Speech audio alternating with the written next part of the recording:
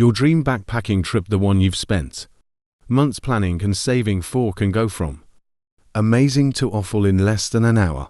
And it doesn't take a dramatic disaster or a freak storm. It starts with something small, a piece of gear you forgot, an overlooked detail in a booking. It starts with that quiet little thought, "Ah, it'll be fine." But it happens way more than you think every year. Consulates get thousands of calls from travelers, often for things that were completely avoidable. Sure, some are for serious emergencies, but one of the top reasons people need help is much simpler. Their wallet and passport get stolen, or a simple mistake leaves them stranded. Your trip can be different. It can be that incredible, life-changing adventure you're picturing.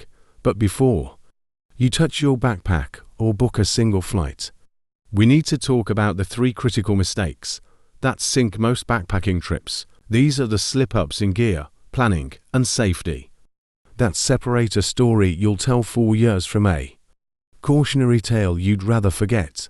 Stick with me, and I'll make sure you get it right. The gear trap: overpacking and underthinking. The first and most common mistake happens before you even leave the house. It happens right there on your living room floor, when you're surrounded by a mountain of gear. The biggest error is thinking that more gear equals more preparedness. Honestly, the wrong gear, or just way too much of it, is a massive liability. It all starts with the pack itself.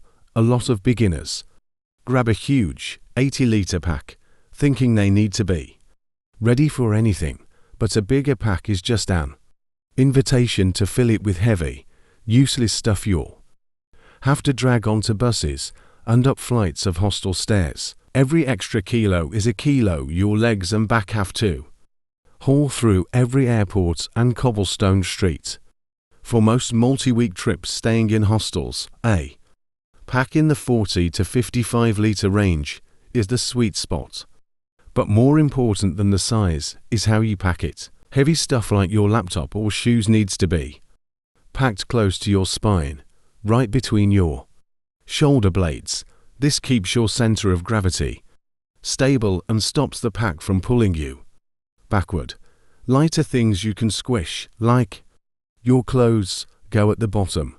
The things you need to grab quickly go in the top lid or side pockets. This brings us to the next gear mistake: not embracing the one-bag mindset.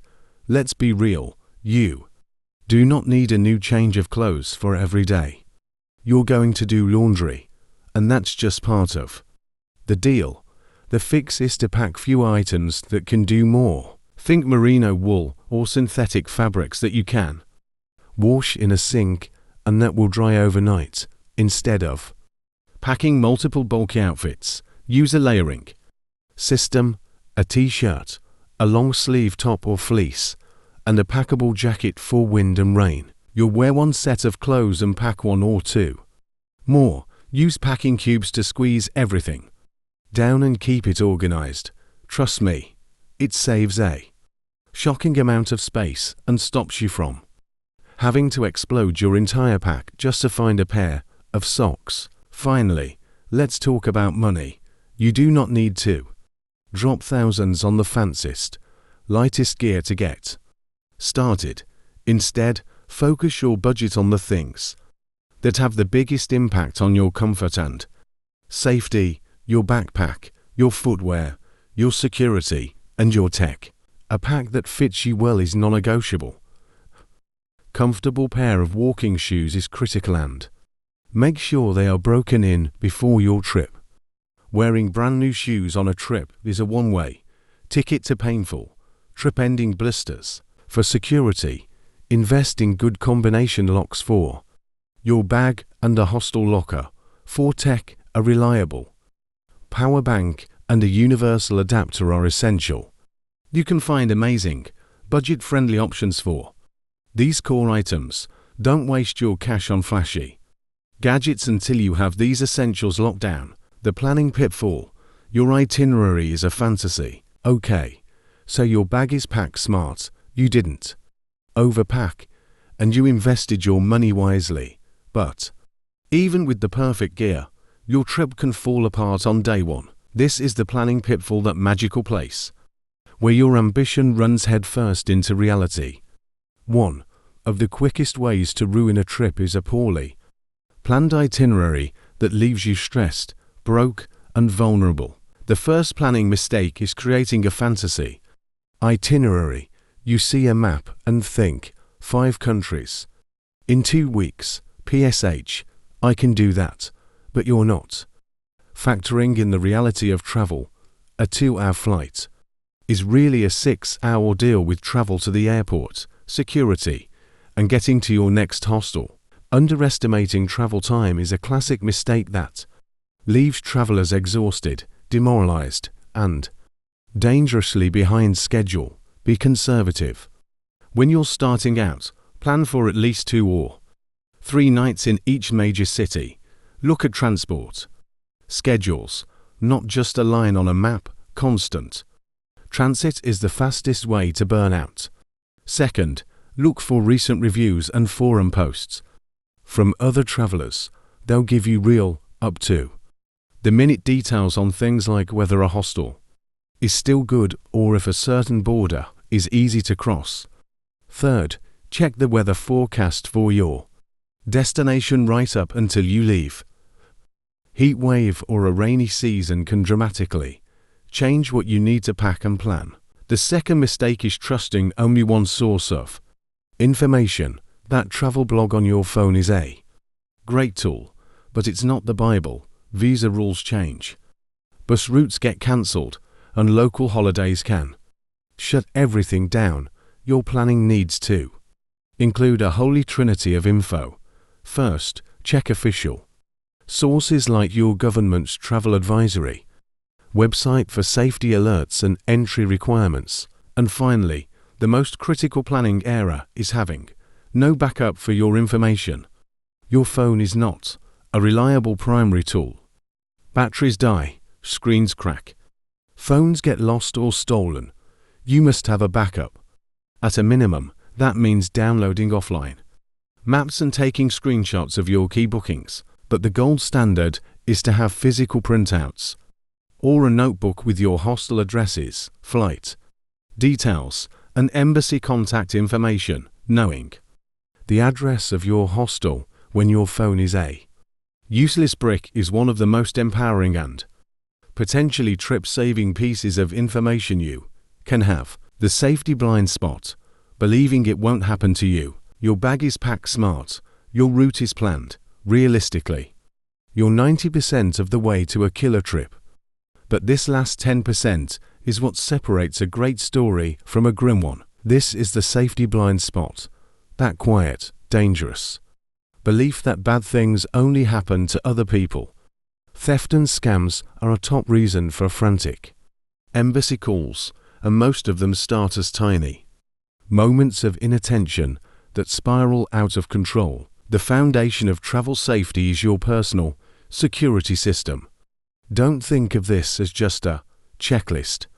It's a collection of tools to solve problems you need. Navigation your phone with offline maps. A head talk for navigating a dark dorm room without waking everyone. A simple first aid kit with basics for cuts, headaches, and an upset stomach. Copies of your documents, passport, visa, insurance, emergency cash stashed somewhere separate from your wallet, and locks for your bags. These aren't just-in-case items, they are the tools that let you solve your own problems. Beyond the essentials, you have to think in terms of redundancy or backup for when things go wrong. Don't just have digital copies of your passport. Have a physical photocopy stored separately in your bag. Don't just rely on your main credit card. Have a backup card and some emergency US dollars or euros hidden away. Don't just have a plan. Share a detailed itinerary with a reliable friend or family member back home. Tell them your general route and when you'll check in, and give them a panic-timed, a specific date to start making calls if they haven't heard from you. Lastly, it's the small, boring stuff that often prevents trip-ending disasters. Don't wait until you feel a blister forming on your foot. The second you feel a hot spot, stop and put a plaster on it. Be aware of your surroundings in crowded markets or on public transport to avoid pickpockets. Learn to recognize common tourist scams in the places you're visiting and secure your valuables. Don't leave your passport, laptop, and money on your hostel bed. Use the locker. These small preps are what stop minor annoyances from becoming real emergencies. You don't get robbed because you were unlucky. You get robbed because a chain of small, preventable mistakes created an opportunity. I know, it sounds like a lot, but these rules aren't meant to scare you away from travel. They're meant to empower you. Backpacking gives you a sense of freedom and achievement that's hard to find anywhere else. The goal isn't to be afraid of the world. It's to respect it by showing up prepared, by packing smart, planning better, and putting safety first. You wipe out the vast majority of risks that ruin trips. You take control. You stop relying on luck and start relying on your own skills. Travel isn't dangerous. Being unprepared is. Now you know what to watch out for. Now you're ready to go. Pack your bag.